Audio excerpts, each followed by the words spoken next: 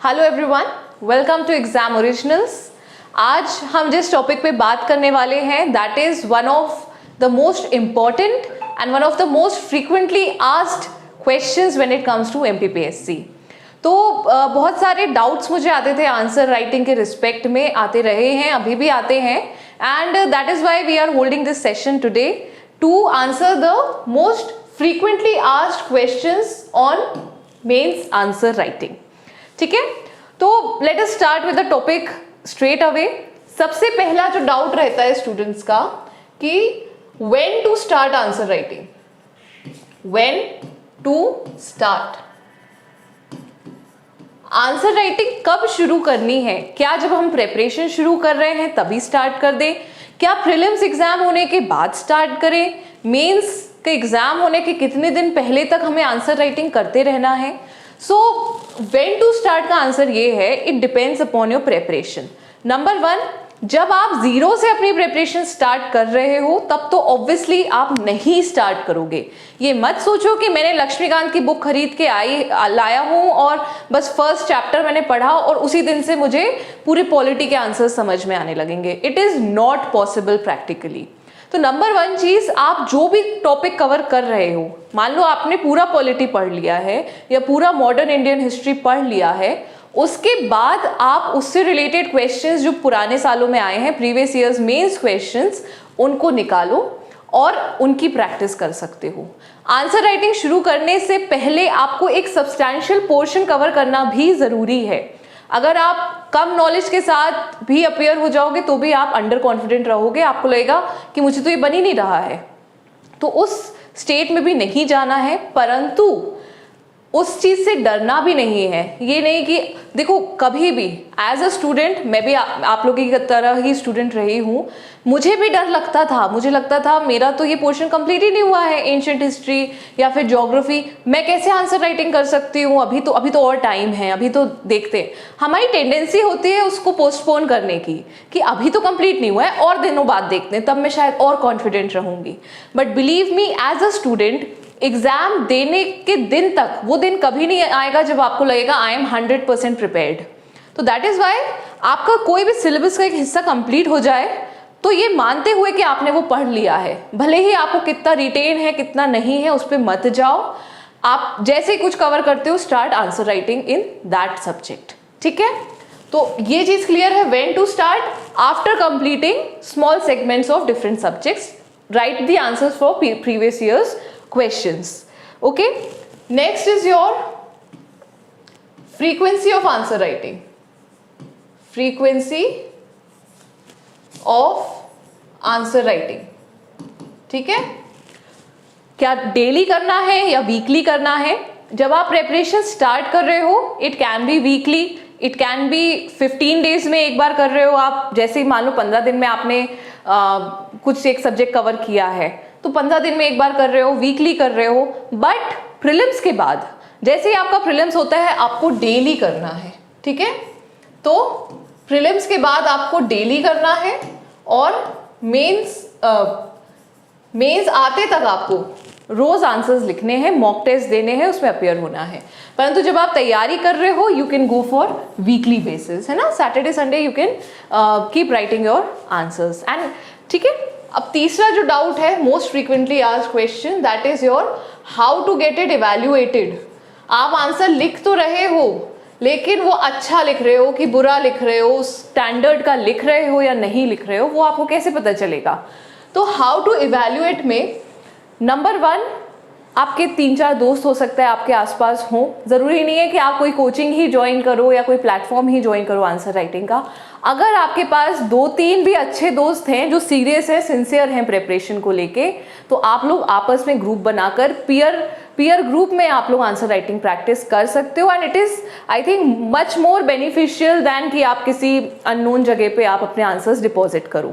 ठीक है, तो एक तरीका तो ये है जो अच्छा तरीका है। परंतु अगर आपके पास दोस्त नहीं है या फिर आपको बहुत ज़्यादा प्रोफेशनल उसकी ज़रूरत है, then you can go for online portals जहाँ पे आप अपने आंसर लिख के जमा कर सकते हो और उनसे फीडबैक ले सकते हो। या फिर इवन अगर आप किसी क्लासेस में जो जाते हो, ऑफलाइन क्लासेस है, वहाँ पे अगर टीचर्स सपोर्टिव है, आप उनको भी आंसर लिख के दे सकते हो और उनसे उनसे मौखिक फीडबैक ज़रूर लो। क्या है, आपका आंसर ऐसे इवैल्यूएट करके दे देंगे और बोलेंगे आपको ये करना है, ये करना है, परंतु अगर आप उन टीचर से बात कर सकते हो तो थोड़ा सा उनकी थिंकिंग भी समझो कि क्या चल रहा है।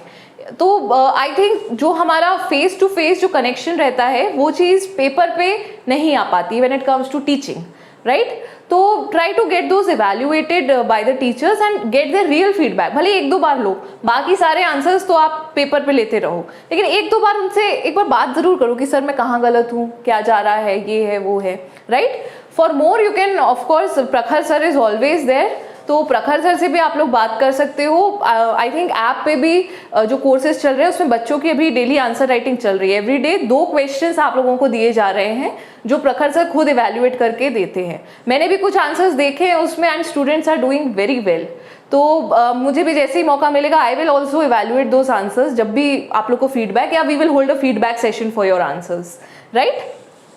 तो ये हो गया हाउ टू इवैल्यूएट। इवैल्यूएशन के 2 तरीके हैं again, that is your peer group वाला इवैल्यूएशन या फिर योर प्रोफेशनल इवैल्यूएशन, ठीक है? पीयर ग्रुप वाला काफ़ी बेनिफिशियल होता है अगर आप लोग सिंसियर हो तो, बशर्ते आप लोग सिंसियर हो, ठीक है? देन है quality versus quantity. Quality versus quantity,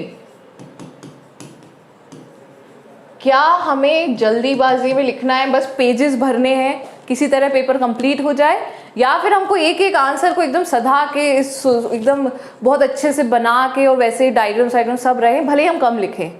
देखो, अगर आप सीरियस MPPSC एस्पिरेंट हो और आप सीरियसली एक पोस्ट पाना चाहते हो, टॉप रैंक्स में आना चाहते हो, आपको दोनों चीज़ें साथ में लेके चलनी पड़ेंगी। दोनों में से किसी भी एक को छोड़ दोगे तो आप रेस में पीछे हो जाओगे, ठीक है?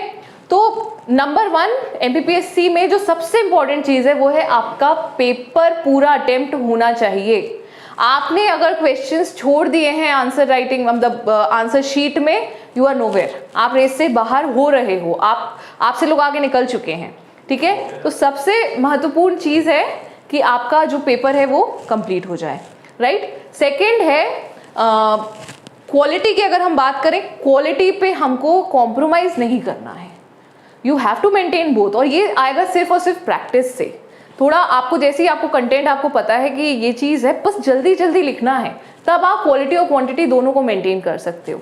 परंतु इसमें एक चीज़ और रहती है कि अगर किसी क्वेश्चन का आपको बिल्कुल आंसर नहीं पता है, फॉर एग्जाम्पल अगर आपसे पूछा जाए कि सन स्पॉट्स क्या है या कोरोना क्या है, जो सन का कोरोना क्या है, आपको बिल्कुल आइडिया नहीं है, तो फिर उसमें गलत नहीं लिखना है कि सन का कोरोना तो उसका वो है, या सन स्पॉट्स जो हैं वो सोलर फ्लेयर्स की तरह होते हैं। अगर आप बिल्कुल गलत लिख दोगे तो फिर बहुत नेगेटिव छवि जाती है। तो नहीं पता है, सिर्फ वो क्वेश्चंस को आप छोड़ सकते हो, परंतु अगर आपको ज़रा सा भी आइडिया, वो ज़रा से आइडिया को भी आपको पेपर पे लिखना चाहिए, ठीक है? नेक्स्ट आपका जो डाउट रहता है, how to make your answers unique.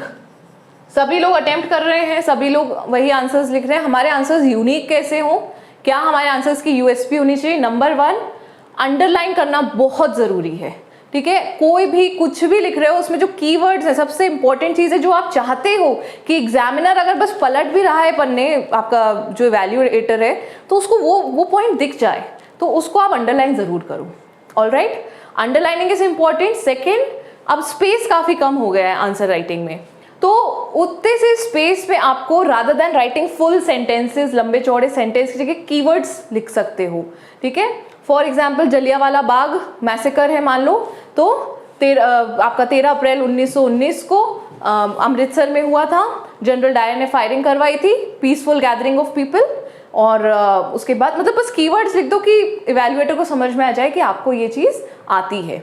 Alright, apart from that maps and diagrams are very very important. Maps, geography में मैप्स ज़रूर यूज़ करो। इवन आप किसी अगर हिस्ट्री के क्वेश्चन में भी मैप यूज़ कर देते हो तो it gives a very good impression. तो मैप्स हैं, छोटे छोटे डायग्राम्स हैं, साइंस में बहुत ज़्यादा स्पेस नहीं है, परंतु जो जितनी भी स्पेस आप साइड में निकाल सको राइट हैंड साइड पे, वहाँ पे एक डायग्राम ज़रूर बना दो, लेकिन वो डायग्राम अननेसेसरी घुसाया हुआ भी नहीं लगना चाहिए, ठीक है? तो maps, diagrams, then analysis tools, आपका Venn diagram, tree diagram, roots and causes, ये सब भी आप छोटा छोटा ऐसा बता सकते हो, पर ये हर आंसर में रेपिटेटिव नहीं होना चाहिए कि एक आंसर में आपने कॉजेज बता दिए वेन डायग्राम से, दूसरे में उसी तरह से आप वो बता रहे हो ट्री डायग्राम से। तो अपने जो आपके डायग्राम्स है उनमें वेरिएशन भी होना चाहिए, हर क्वेश्चन में वही चीज़ रिपीट नहीं होनी चाहिए। तो ये कुछ पॉइंट्स है जो आपके आंसर्स को यूनिक बनाते हैं। अंडरलाइनिंग, मैप्स एंड डायग्राम्स, ठीक है, ये सारी चीज़ें आप लोग ज़रूर यूज़ करिए।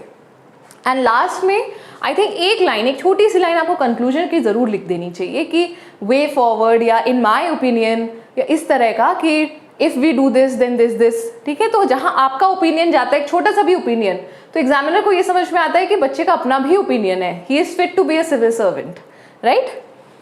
Then how to manage space, how to manage time and space, how to manage time and space. Again देखो, दो चीज़ की हम बात कर रहे हैं, समय जल्दी लिखना पड़ेगा, ठीक है, क्योंकि अभी जो नए पैटर्न से मेंस हो रहे हैं उसमें सभी बच्चों का यही रिव्यू है कि द पेपर्स आर लेंदी।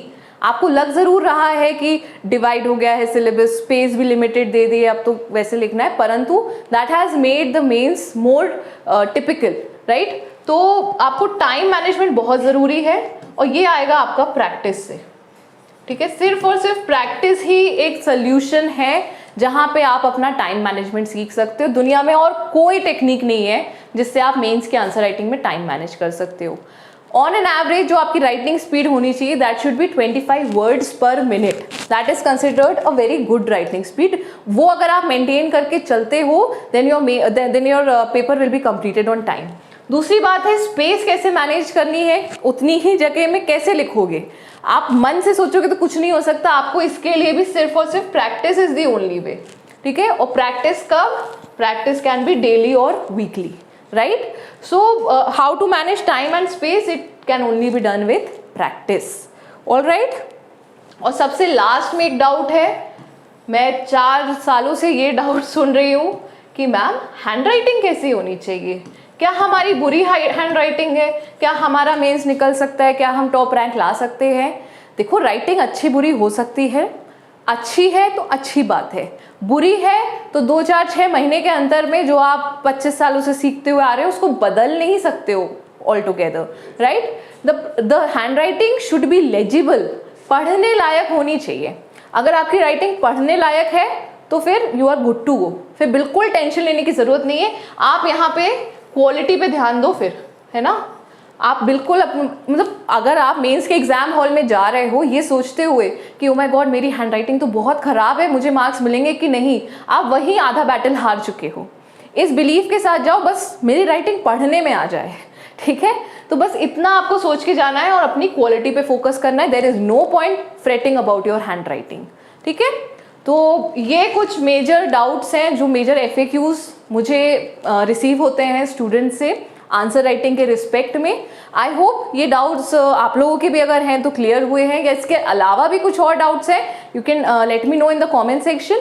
हमारा जो भी अगला सेशन होगा आंसर राइटिंग पे या फिर जैसा भी होगा I will try to answer those questions. Okay, so thank you very much students, all the very best.